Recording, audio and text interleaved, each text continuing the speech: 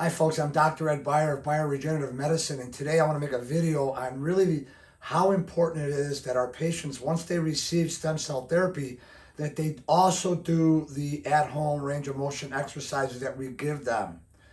One of the frustrating experiences I have as a physician doing regenerative medicine is when a patient calls or emails me stating that the pain in their joint was entirely gone for a few months or up to a year, and all of a sudden only for it to return.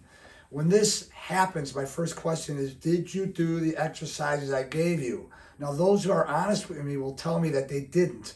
All their pain was gone and they didn't think the exercises were necessary, which is very frustrating. Or even worse yet, they never returned for the exercise appointment because they were out of pain. Don't be that patient. Let me explain what happens to the surrounding muscles and tendons of a joint when it is inflamed or in pain. All sensory perceptions, such as pain, temperature, light touch, deep touch, prickiness, itchiness, are not perceived in the body part. They are perceived in the map of the body part and the opposite side of the brain in an area known as the parietal lobe. Sensory nerves from the joint carry pain signals to the spinal cord and up to the parietal lobe where it is perceived. Now, in the case of pain, these nerves carry the pain signal not only to the parietal lobe, but to an area of the brain known as the fight or flight center. It's technically called the mesencephalon or midbrain. It's the very primitive part of our brain.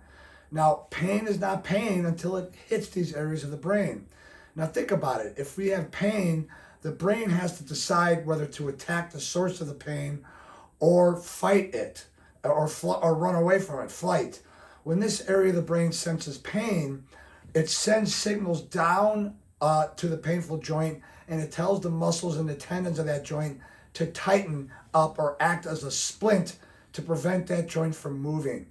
Think of what happens when you touch something hot. You quickly withdraw your hand without even thinking about it. That's this area of the brain at work.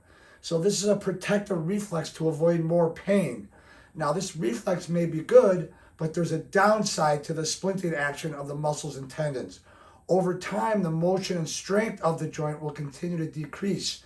Just like what happens when you put a cast on a broken arm, there's no movement and the muscles will atrophy. So joints depend upon movement for blood flow to carry nutrients to the joint. No nutrients, no movement equals death to the tissues of that joint and degeneration. The stem cells will do a great job at regenerating or regrowing new joint tissue like cartilage, but what they won't do is get the range of motion back. You have to do this via the prescribed exercises. So if you want your stem cell therapy to last a long, many years, you have to get the range of motion. You got to do these range of motion exercises, whether you are in pain or not. I'm Dr. Ed Byer. I hope you like this information. Don't forget to subscribe, like, or share.